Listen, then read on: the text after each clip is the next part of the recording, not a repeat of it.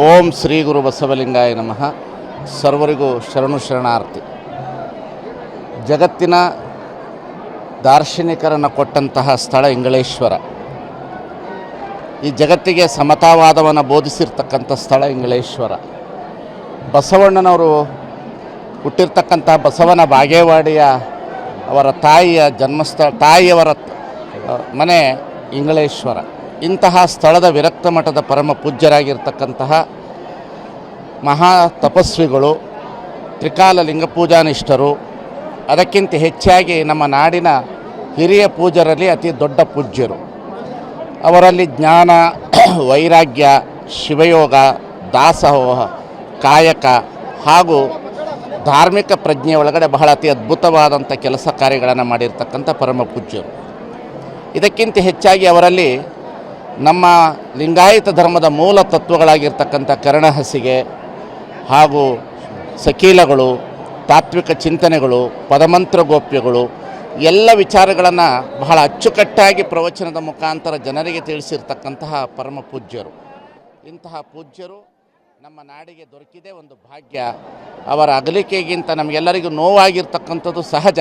ಆದರೆ ತತ್ವಚಿಂತನೆಗಳನ್ನು ಪ್ರತಿಪಾದನೆ ಮಾಡುವಂತಹ, ತತ್ವವನ್ನು ಬೋಧಿಸುವಂಥ ಸ್ವಾಮಿಗಳು ಇಲ್ಲ ಅನ್ನತಕ್ಕಂಥದ್ದು ಒಂದು ಕಡೆಯಲ್ಲಿ ಒಂದು ಕೊರಗು.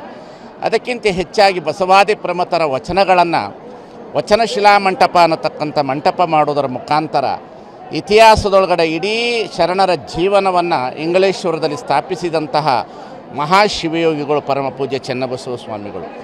ಇಂತಹ ಪೂಜ್ಯರು ಈ ನಾಡಿಗೆ ನಮಗೆಲ್ಲರಿಗೂ ಮಾರ್ಗದರ್ಶಕರು. ಪ್ರತಿಯೊಬ್ಬರಿಗೂ ಸಹ ಜಾತಿ, ಮತ, ಪಂಥ ಭೇದ ಭಾವವಿಲ್ಲದೆ ಆಶೀರ್ವದಿಸಿದವರು.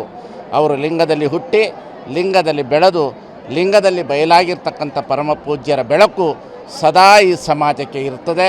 ಅವರ ಮಾರ್ಗದರ್ಶನ ಸಮಾಜಕ್ಕೆ ಪ್ರತಿ ದಿವಸ ಅವರ ಬೆಳಕು ನಮ್ಮೆಲ್ಲರ ಹೃದಯದಲ್ಲಿ ಇರ್ತದೆ. ಅಂಥ ಪೂಜ್ಯರ ಆಶೀರ್ವಾದ ನಮಗೆಲ್ಲರಿಗೂ ಸಹ ಮತ್ತಷ್ಟು ಅವರ ಬೆಳಕು ನಮ್ಮೆಲ್ಲರ ಹೃದಯದಲ್ಲಿ ಇದ್ದೇ ಇರ್ತದೆ ಅನ್ನತಕ್ಕದೊಂದಿಗೆ ಅವರ ಅಂತ್ಯಕ್ರಿಯೆಯಲ್ಲಿ ಭಾಗಿಯಾಗಿರ್ತಕ್ಕಂಥದ್ದು ನಮ್ಮೆಲ್ಲರಿಗೂ ಒಂದು ಭಾಗ್ಯ ಅನ್ನತಕ್ಕಂಥದ್ದನ್ನು ಹೇಳ್ತಾ, ಇಂತಹ ಸಂದರ್ಭದಲ್ಲಿ ಅವರನ್ನು ನೆನೆಸಿಕೊಳ್ಳೋದು, ಮಹಾತ್ಮರನ್ನು ನೆನೆಯುವುದೇ ಘನಮುಕ್ತಿ ಪದಂ ಶಿವಾದವ ಅನ್ನತಕ್ಕಂಥ ಮಾತು.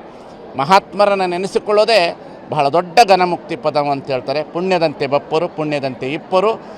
ಆ ರೀತಿಯಲ್ಲಿ ಅವರು ಬಂದರು, ಈ ಸಮಾಜದಲ್ಲಿ ಒಳ್ಳೆಯ ಕೆಲಸ ಕಾರ್ಯಗಳನ್ನು ಮಾಡಿದ್ರು. ಸಮಾಜಕ್ಕೆ ಇವತ್ತಿನ ದಿನಮಾನ ಕಾಲದಲ್ಲಿ ಸ್ವಾಮಿಗಳ ಹೇಗೆ ಇರಬೇಕು ಅನ್ನತಕ್ಕಂಥ ಒಂದು ಮಾರ್ಗದರ್ಶನದ ಬೆಳಕನ್ನು ಹಾಕಿ ಹೋಗಿದ್ದಾರೆ. ಆ ಬೆಳಕಿನಲ್ಲಿ ನಾವೆಲ್ಲರೂ ನಡೆಯೋಣ ಅನ್ನತಕ್ಕಂಥ ಮಾತಿನೊಂದಿಗೆ ನಾನು ಅವರಿಗೆ ಶ್ರದ್ಧಾಪೂರ್ವಕವಾದಂಥ, ಹೃದಯಪೂರ್ವಕವಾದಂಥ ನಮನಗಳನ್ನು ಅರ್ಪಿಸ್ತಾ ಇದ್ದೆ.